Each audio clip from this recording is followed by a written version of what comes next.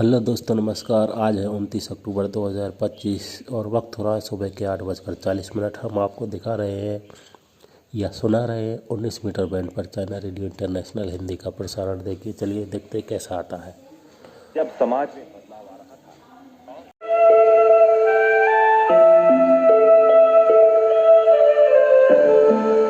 चीन की संस्कृति, सभ्यता और जानकारी, चीन का इतिहास, रीति रिवाज और विदेशी आदान प्रदान, सब कुछ यहाँ मिलता है। आइए चलते हैं चीन के सफर पर और शुरू करते हैं हमारा खास कार्यक्रम स्वर्णिम चीन के रंग।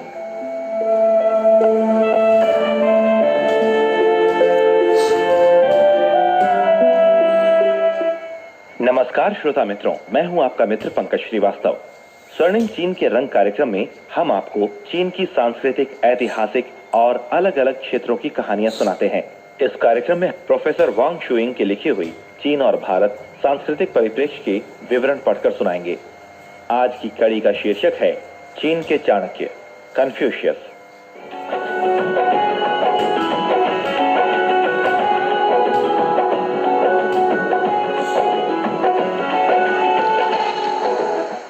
विगत 25 शताब्दियों से भी अधिक समय से चीन की प्राचीनतम संस्कृति और सभ्यता को अप्रत्याशित, अनचाहे प्रकोपों, झंझावातों और अग्नि की ज्वालाओं में विकसित होते रहने का श्रेय यदि किसी व्यक्ति अथवा विचारधारा को जाता है तो वो है कन्फ्यूशियस और कन्फ्यूशियसवाद।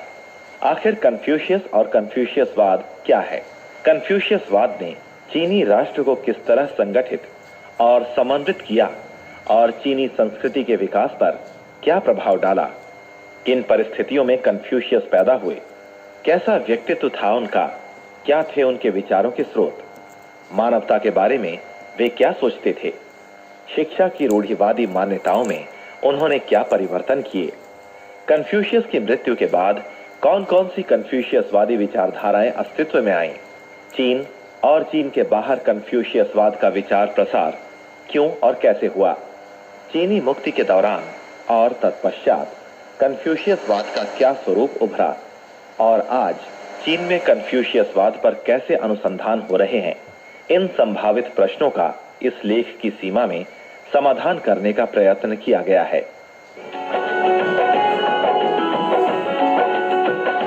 काल और परिस्थिति। कन्फ्यूशियस और कन्फ्यूशियसवाद पर चर्चा करने से पहले उस काल की परिस्थिति का अवलोकन किया जाना जरूरी है जिसमें कन्फ्यूशियस पैदा हुए। उस समय चीन एक एकीकृत देश नहीं था। ये काल दास समाज से सामंती समाज में परिवर्तन का संक्रमण काल माना जाता है।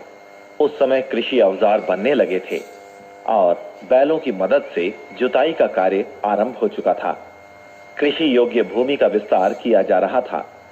अर्थतंत्र के विकास के साथ साथ दास प्रथा वाले उत्पादन संबंध नई उत्पादक शक्तियों के विकास में बाधक बनते जा रहे थे। दास मालिकी के शासन पर निरंतर प्रहार किए जा रहे थे और दास मालिक वर्ग का स्थान उदीयमान जमींदार वर्ग ने ले लिया था। वसंत और शरद काल तथा युद्धरत राज्यकाल के दौरान तीव्र सामाजिक परिवर्तन हो रहे थे। दास प्रथा की जगह सामंती व्यवस्था आ गई थी।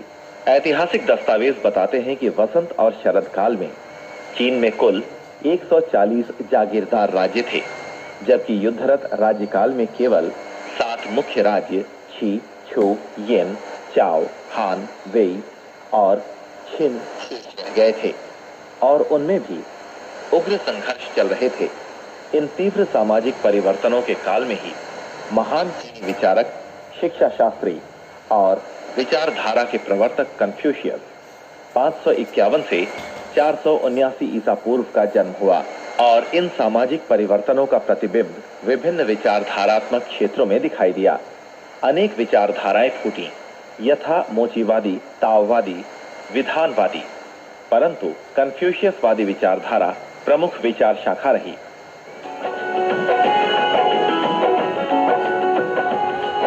जिज्ञासु व्यक्तित्व। शांतुंग प्रांत के श्वीफू नगर में जन्मे कन्फ्यूशियस का नाम च्यू और उपनाम चुंगनी था। कन्फ्यूशियस इन और शांग राजवंशों के अभिजात वर्ग के वंशज थे। इनके परदादा सुंग राज्य के दरबारी उठापटक से बचने के लिए लू राज्य के चौई वर्तमान शांतुंग प्रांत के श्वीफू जिले के दक्षिण पूर्व में आ गए थे और इनके पिता चौई में निचले स्तर के एक अफसर थे। कन्फ्यूशियस की मां का नाम येनचंग आय था। कहा जाता है कि विवाह के समय उनकी मां की उम्र 17 वर्ष थी, जबकि पिता 70 वर्ष के थे और वे दोनों ही पुत्र चाहते थे। इसलिए उन्होंने श्वीफू के दक्षिण पूर्व में स्थित नीच्यू पर्वत पर जाकर पूजा की थी, जिसके फलस्वरूप कन्फ्यूशियस का जन्म हुआ था। इसीलिए ही कन्फ्यूशियस का नाम च्यू पड़ा। कुछ लोगों की मान्यता है कि जन्म के समय कन्फ्यूशियस के सिर की हड्डी आम बच्चों से अलग थी, चारों ओर ऊंची ऊंची और बीच में नीची। चीनी भाषा में ऐसे स्थान को च्यू कहते हैं, इसीलिए उनका नाम च्यू पड़ा। कन्फ्यूशियस बचपन से ही परंपरागत चीनी रीति रिवाजों का आदर करते थे, क्योंकि कन्फ्यूशियस के परिवार में पूजा होती थी और परिवार के सदस्य देवताओं की आराधना करते थे। कन्फ्यूशियस न सिर्फ पूजा पात्रों से खेलते थे, बल्कि विविध पात्रों को एकत्रित कर उन्हें विविध देवताओं के लिए अंकित भी करते थे।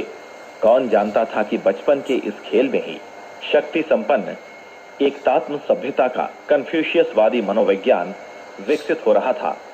अन्य महापुरुषों की ही तरह कन्फ्यूशियस का बचपन भी बहुत दुखमय था।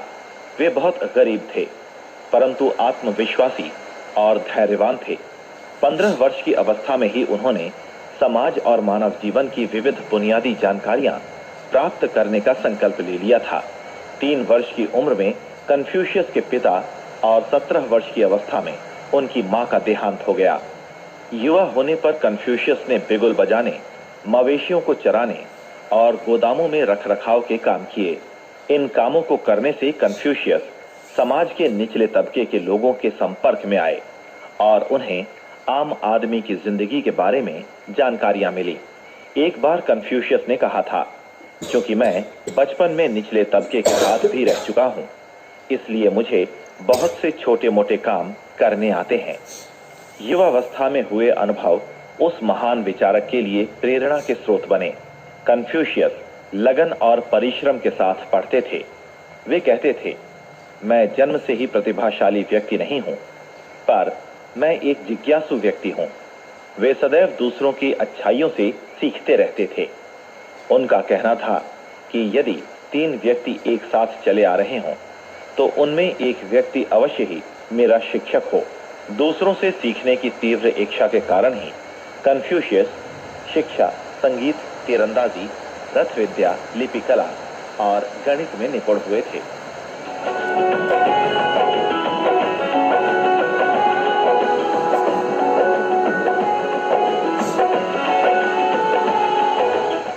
कन्फ्यूशियस का राजनीतिक लक्ष्य बहुत दूरगामी था।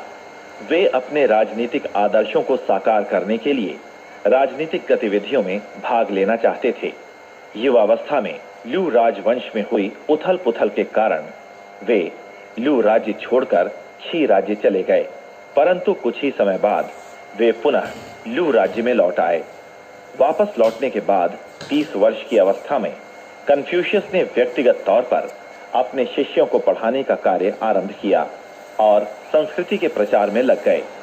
उनका निवास स्थान लू राज्य की राजधानी में ही था, जो पूर्व का एक सांस्कृतिक केंद्र भी था। कन्फ्यूशियस ने 40 वर्षों से अधिक समय तक शिक्षक का कार्य किया, जिनका चीन की संस्कृति के विकास पर दूरगामी प्रभाव पड़ा। 51 वर्ष की अवस्था में कन्फ्यूशियस को लू राज्य में एक अधिकारी के पद पर नियुक्त किया गया। उस समय लू राज्य में अत्यधिक अन्याय, भ्रष्टाचार और अनियमितताओं का बोलबाला था। अभिजात वर्ग में आंतरिक विरोध और व्यक्तिगत स्वार्थों के कारण कन्फ्यूशियस के राजनीतिक सिद्धांत भी लागू नहीं हो पा रहे थे। उनको जब इस बात की व्यावहारिक जानकारी मिली, तो वे अपने शिष्यों और लू राज्य को छोड़कर अन्य राज्यों की यात्रा पर निकल पड़े। 55 वर्षीय कन्फ्यूशियस ने लू राज्य से रवाना होकर लू, वेई, सुंग, छन, छाय और छू राज्यों की यात्राएं की। यात्राओं के दौरान कठिन और विषम परिस्थितियों का सामना करते हुए कन्फ्यूशियस अपने राजनीतिक उद्देश्यों के लिए अडिग रहे। यात्रा के दौरान एक ओर तो उन्होंने दयालु शासन के बारे में अपने विचारों का प्रचार प्रसार किया, वहीं दूसरी ओर वे शिष्यों को शिक्षा भी देते रहे। उस काल में कई सरदार राज सत्ता हथियाने के लिए लड़ाइयां करते रहते थे और किस तरह अपनी सेना को अधिक शक्तिशाली बनाया जाए, यही उनका उद्देश्य रहता था। इसलिए कन्फ्यूशियस की राजनीतिक प्रतिभा के विकसित होने की कोई संभावना भी नहीं रह गई थी। गुरु के प्रति अनोखी श्रद्धा। 68 वर्ष की आयु में होने पर और 14 वर्षों तक अनेक राज्यों की यात्राएं समाप्त करके कन्फ्यूशियस पुनः लू राज्य लौट आए। वापस आने के बाद वे अनुसंधान करने में अपने शिष्यों को निर्देशित करने लगे। उन्होंने व्यापक स्तर पर प्राचीन सांस्कृतिक साहित्यिक दस्तावेजों को संग्रहित कर सुव्यवस्थित किया। उन्होंने 6 पुस्तकों शीचिंग गीत संग्रह, शांगशू ऐतिहासिक दस्तावेजों का संग्रह, लीची शिष्टाचार संस्कार संग्रह, ईचिंग ज्योतिष पुस्तक, श्वे संगीत और छुन एवं छिउ वसंत और शरद काल का इतिहास का संपादन किया। कन्फ्यूशियस द्वारा संपादित पुस्तकें न केवल प्राचीन काल में चीन की राजनीति, अर्थतंत्र, साहित्य और दर्शन का अनुसंधान करने के लिए महत्वपूर्ण संदर्भ सामग्री हैं, अपितु चीन की महत्वपूर्ण सांस्कृतिक विरासत भी है। 73 वर्ष की अवस्था में 479 ईसा पूर्व कन्फ्यूशियस की मृत्यु के पश्चात उनके शिष्य 3 वर्ष तक गुरु की समाधि के सामने तंबू लगाकर शोक प्रकट करते रहे। उनके शिष्य चिकुंग तो वहां 6 वर्षों तक रहे। कन्फ्यूशियस एक पवित्र आत्मा थे। उनके शिष्यों ने कन्फ्यूशियस के जीवन और उपदेशों के आधार पर लोकोक्तियां, कन्फ्यूशियस की सूक्तियां संपादित की हैं। इस पुस्तक ने समकालीन चीन की शिक्षा, संस्कृति और विचारधारा को बहुत प्रभावित किया है।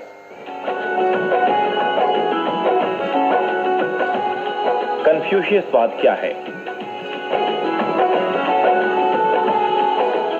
कन्फ्यूशियस द्वारा प्रतिपादित विचारधारा ही कन्फ्यूशियसवाद है। कन्फ्यूशियसवाद एक ऐसी प्रबल सामाजिक विचारधारा है जिसने विगत 2500 वर्षों से भी अधिक समय से जहां एक ओर चीनी राष्ट्र को संगठित और समन्वित किया है, वहीं दूसरी ओर विश्व में चीन की विशिष्ट संस्कृति के विकास पर गहरा प्रभाव डाला है। मूलतः कन्फ्यूशियसवादी विचारधारा रन मानव प्रेम, ई न्याय, ताओ नैतिकता और ते सदाचार का समुच्चय है, जो वर्गों और ओहदों पर आधारित सामाजिक व्यवस्था पर जोर देती है। कन्फ्यूशियस के विचारों पर तत्कालीन परिस्थितियों का गहरा प्रभाव पड़ा। वसंत और शरदकालीन शासकों के परस्पर संघर्षों और छोटे छोटे राज्यों में विभाजित चीनी समाज में पनप रही सामंती व्यवस्था से सबक लेते हुए कन्फ्यूशियस एक शांतिपूर्ण सामाजिक और राजनीतिक व्यवस्था की स्थापना करना चाहते थे, जिसमें पारस्परिक प्रेम की भावना के साथ स्त्री पुरुष, बच्चे, युवा, वृद्ध सभी सुखमय जीवन यापन करते हुए एक आदर्श आचरण का पालन करें।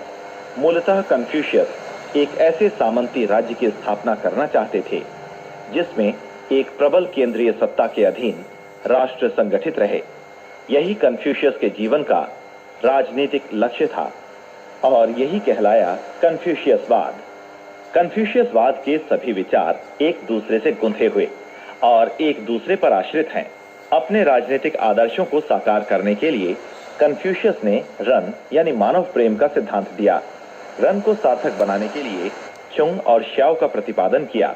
चुंग और श्याओ के लिए शिक्षा को अपरिहार्य बताया और शिक्षा पर अभिजात वर्ग के नियंत्रण को तोड़ने के लिए गुरुकुलों की स्थापना की। कन्फ्यूशियसवादी विचारधारा की ये गतिशीलता और एक दूसरे के महत्व की स्वीकारोक्ति चीनी सभ्यता की प्रतिनिधि विचारधारा बन गई है। आज कन्फ्यूशियसवादी विचारधारा उनके उतार चढ़ावों को पार करती हुई चीनी संस्कृति की आत्मा बन गई है। समकालीन चीनी समाज की रग रग में समाहित कन्फ्यूशियसवाद का विश्लेषण चीन की सांस्कृतिक विरासत से आत्मसात होने के समकक्ष है।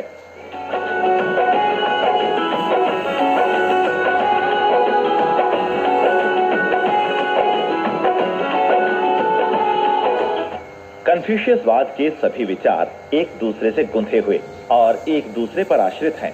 अपने राजनीतिक आदर्शों को साकार करने के लिए कन्फ्यूशियस ने रन यानी मानव प्रेम का सिद्धांत दिया। रन को सार्थक बनाने के लिए चुंग और श्याओ का प्रतिपादन किया। चुंग और श्याओ के लिए शिक्षा को अपरिहार्य बताया और शिक्षा पर अभिजात वर्ग के नियंत्रण को तोड़ने के लिए गुरुकुलों की स्थापना की। कन्फ्यूशियसवादी विचारधारा की ये गतिशीलता और एक दूसरे के महत्व की स्वीकारोक्ति चीनी सभ्यता की प्रतिनिधि विचारधारा बन गई है। कन्फ्यूशियस की राजनीतिक धारणा थी कि जिस व्यक्ति में नैतिकता और योग्यता अधिक हो वही व्यक्ति राज्य करने का, शासन करने का अधिकारी है। इस प्रकार कन्फ्यूशियस ने उस युग में जब वंशानुगतता के आधार पर शासन कार्य संचालित करने की व्यवस्था का बोलबाला था, नैतिकता और योग्यता के आधार पर आम नागरिकों के राजनीतिक शासन कार्यों में भागीदारी के लिए मार्ग खोलना चाहा। ये एक क्रांतिकारी विचार था। कन्फ्यूशियस की धारणा थी कि कोई भी व्यक्ति जिसमें नैतिकता और योग्यता है शासन कर सकता है, परंतु वो व्यक्ति जिसमें योग्यता और नैतिकता नहीं है, चाहे वो राज परिवार से ही क्यों न हो, शासन करने की योग्य नहीं है। इस प्रकार रन का सिद्धांत उस समय की शासन की मान्यताओं से न केवल भिन्न था बल्कि विरोधी भी था। कन्फ्यूशियस कहते थे, नैतिकता वाला व्यक्ति हो मानवता से प्यार करता है, दूसरों के प्रति सहानुभूति रखता है, इसलिए जिसमें नैतिकता है वही शासन करने की योग्य है।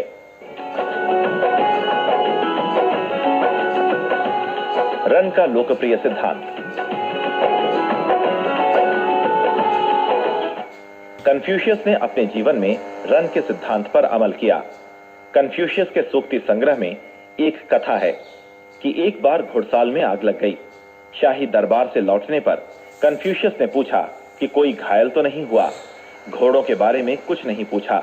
यद्यपि ये घटना छोटी है, परंतु इसका सार व्यापक है, जो स्पष्ट करता है कि कन्फ्यूशियस को अपनी संपत्ति से कहीं अधिक प्यार मानव के प्रति था। दूसरी घटना में कन्फ्यूशियस का मनोविज्ञान और स्पष्ट होता है। एक बार छी राज्य जाते समय रास्ते में मिली एक महिला ने बिलखते हुए बताया कि उसकी 3 पीढ़ियों के सदस्यों को बाघ ने खा लिया है।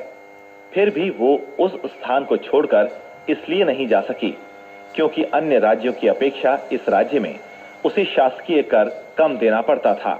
कन्फ्यूशियस ने अपने शिष्यों को अपना विचार बताते हुए कहा कि उन्हें शासकीय कर बाघ से ज्यादा भयानक लगा।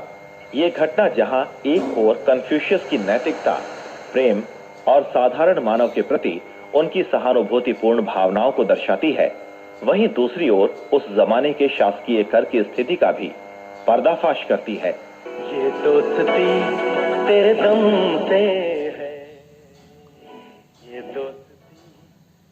अब आप सुन रहे हैं स्वर्णिम चीन के रंग कार्यक्रम में प्रोफेसर वांग शुइंग की लिखी हुई चीन और भारत सांस्कृतिक परिप्रेक्ष्य के विवरण के तहत चीन के चाणक्य कन्फ्यूशियस कड़ी।